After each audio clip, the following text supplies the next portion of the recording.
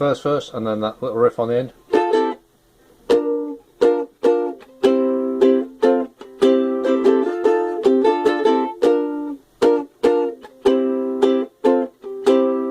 Don't get to the second verse. Oh, I can't be bothered to wait that long.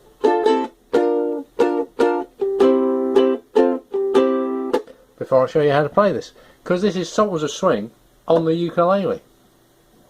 What could be better? You can really make those Sultans of Ping jokes. Yeah, I mean, this features D minor riffs, which makes it ideal for the ukulele. It works really well and it's pretty easy to play. It sounds better than it deserves to be honest, and it's just a thing to impress your friends because it is not that hard. I'm playing with a pick. You probably shouldn't because it's a ukulele, but I'm sort of started on a guitar and have switched to you. If you want to play with your fingers, do, you probably should, but I find it easier and this is the quick and easy version, so that's what we're going to do. Right, the chords you need are not too many. It's D minor, which is, yeah, I'll put the shapes up, and a C, and an F, oh, sorry, and a B flat. That's the hardest one to play, and an A, and an A7, and we mess those about a bit sometimes. Come to that later. They are the basic chords. The rhythm for Sultans of Swing is very distinctive. If it doesn't come fairly naturally, I'm doing a bit of my own thing there, aren't I? But if you check out Marty's guitars, his lessons, he's really good on his guitar lessons. If you look for his lesson on this song, he talks about the rhythm in a lot of detail and shows you the up-down patterns that really work. The rhythm's going to be the same whether you're playing uke or guitar, so you can look at his guitar lesson. All I'll say is listen to the original, the Dire Straits, and be ready to mix up a few variations, because Mark Knopfler is putting the little riffs in, the rhythm guitarist is changing things as it goes, so every time through is slightly different. Okay, on with the song. So the intro is based around D minor. The whole song is pretty much D minor. So D minor, can we see that? D minor, that finger behind it, that finger in there. You probably want to know a few chords really before you start this. So the intro, have these fingers right. You don't play this bottom string, so you can just play these two. If we come in here, so we start with the third string again, second string, back to the third. Yeah, and then rake that whole chord. Put a finger up on the third fret, which is actually a D minor 7 now, and open. So all three, third fret of the first string open,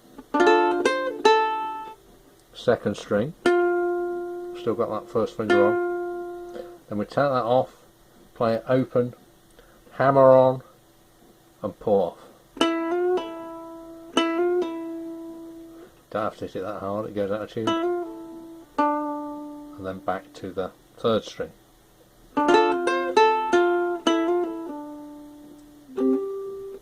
So the whole thing, we're going open on the third string.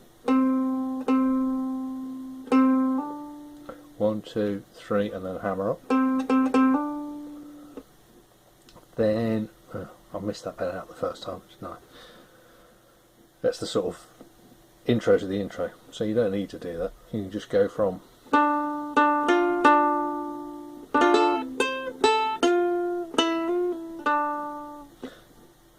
so third string in the D minor shape, second string back to the third, rake it through, first string third fret, first string open, second string first fret, second string open, hammer and let go, third string second fret, So that whole thing's a D minor with a 7 in. And that's the intro. As I said, there's an intro to the intro. I sort of come in here. If you play this 3rd string open, 1, 2, 3, and hammer.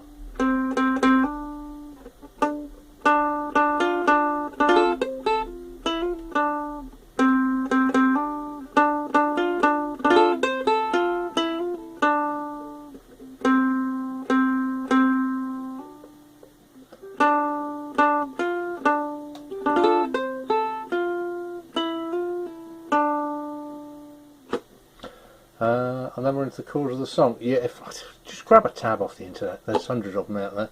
I'll try and call the chords out, but it's basically D minor, C, B flat, A, and then A7. And then repeat that, south of the river. You stop and you hold everything. And then F, a band is blowing Dixie is C, double 4 time, B flat, you feel alright when you hear that music ring is back to D minor, and then that little slidey up bit is B flat,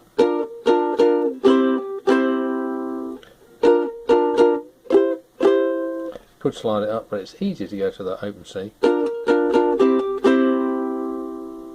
because we're going to put a little riff on there later, so you want the open C really.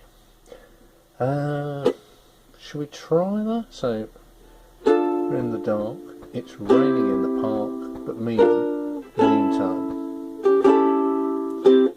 D minor, C, B flat, A, F, C, B flat for a bit, D minor,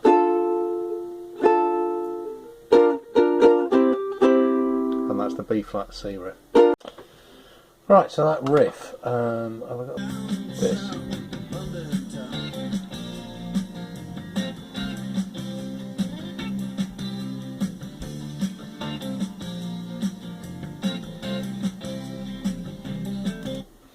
So that is D minor on a down, open strings up, C, sorry, B flat, and then into the C. So D minor, down on the D minor, up on open string, a few B flats,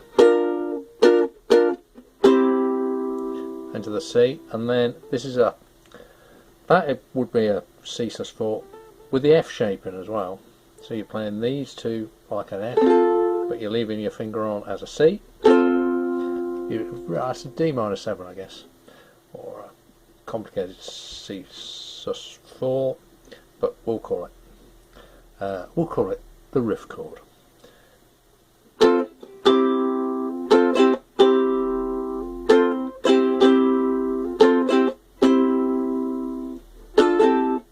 So D minor, down, up is open, B flat, still B flat, C, put the F shape in as well, O back to the C,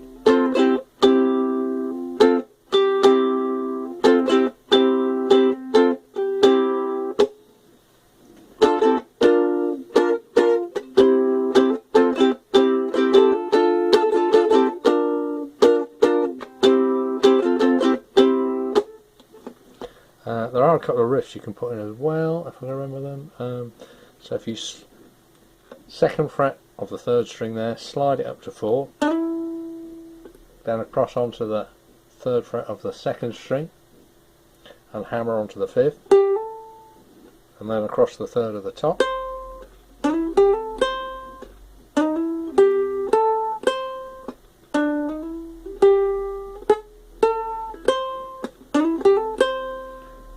And then the 5 step mute. So you play those 2, the 5th fret of the 2nd and 3rd string, and then the 3rd and 4th.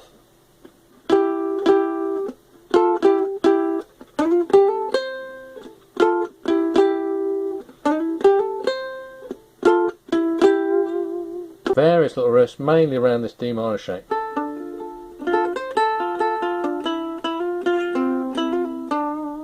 The other bits I'm doing on some of the C's, I'm putting in the sus4, which is something I'm doing all the time, but that sounds good on this, so that we come out of that A into the A7, and sometimes I put this note in, which is the other 7, so A, that's A, the flat 7 of the 7 scale is that, which is the same note as that,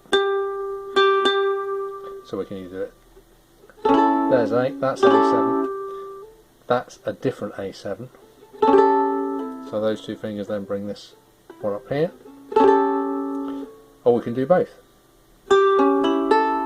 A7 the easy way, A7 the more difficult way, A7 with both those in. So sometimes I do a bit of both. So you come out of that A, just keep the variations going, and then on the C you can sometimes put that sus4 in just like that,